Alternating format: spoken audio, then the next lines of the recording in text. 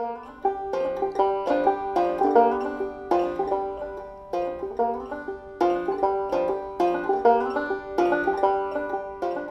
we're hanging out here in Squamish, British Columbia, one of the best summer rock climbing hangs in North America. My name's Mason. I'm a rock climber. I'm just posted up at the campground right now. The only set of wheels I brought is a little skateboard. Yeah, just kind of keeping it simple and focusing on my projects. I came back to Squamish pretty much for the sole purpose of trying to do Cobra Crack, which is an old nemesis of mine. Cobra Crack is probably the most legendary crack climb in the world. The rock is perfect, it's really steep, it's a really singular line, there's no cheater holds, it's just a pure crack out this overhang. It's just a masterpiece. The blood sacrifice. It's a route that, as a crack climber, has always been on my tick list. When I first came to Squamish to try Cobra, I'd never even done a 513 sport route. I could do all the moves on the route that first season, but I never got close to sending it. In 2011, came back to Squamish, feeling a lot stronger, and pretty quickly was falling off pretty high from the route. So I was getting closer on Cobra, and Honnold was coming up here, and he was psyched to climb, and I had it in my head, I was like, all right, I gotta do Cobra before Honnold does it.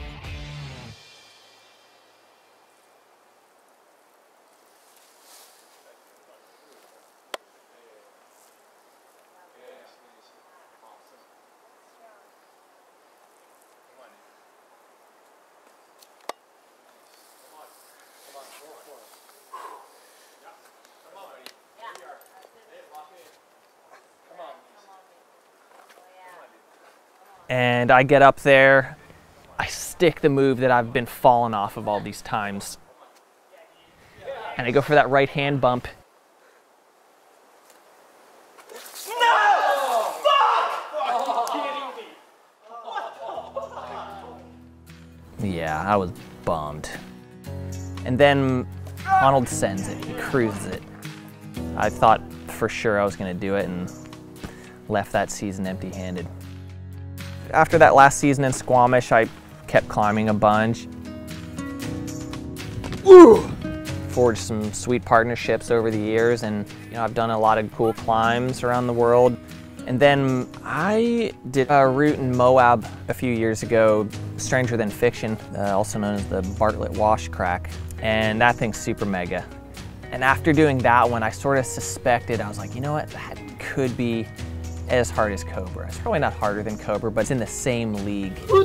Doing that climb was super cool because that was the first ascent, something that I'd found. And yeah, once I finished that up, Cobra definitely kind of got back on my mind. I sort of thought, oh, I gotta go back up to Squamish.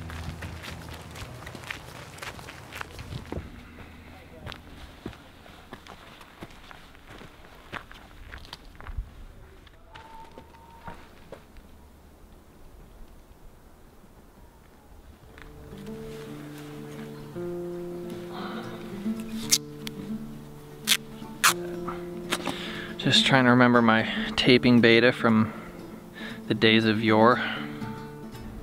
It was my first time leading the route in 5 or 6 years. Check these holds out.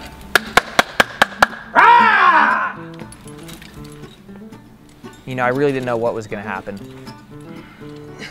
Come on. Good, nice. Come on. Come on. Yes, nice.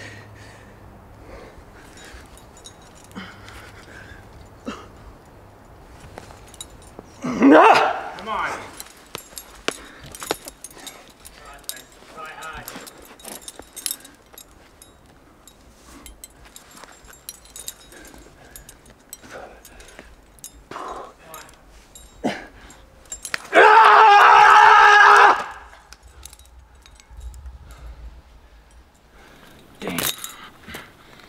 I either want to get to work and send it or not. I don't want to get back in that cycle of falling off the end of the crux for another 100 times.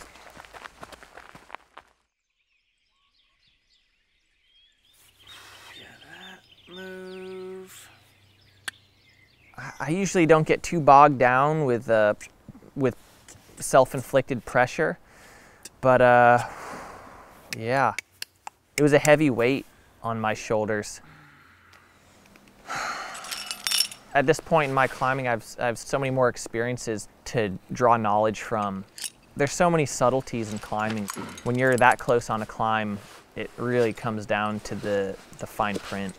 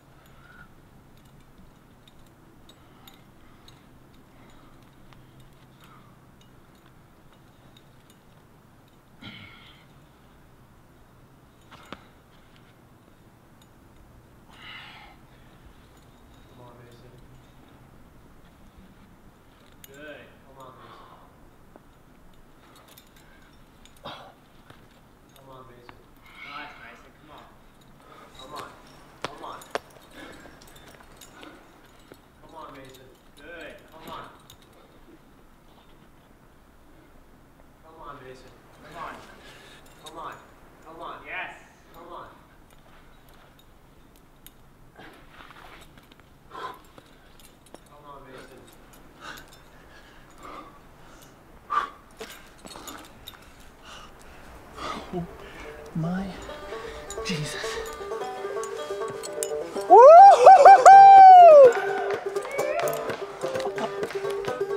I'm just gonna sit up here for a second. That thing had its icy fingers wrapped around my neck for the past 8 years.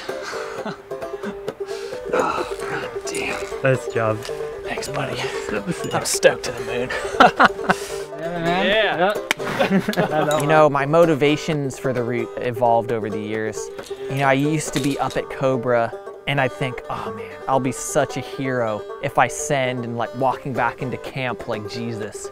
And when I finally did it, the last thing on my mind was, you know, telling anybody about it. It was just like, by the time I did it, it was totally for myself. I'm pretty excited to be able to move on. Yeah, it's time for me to move on.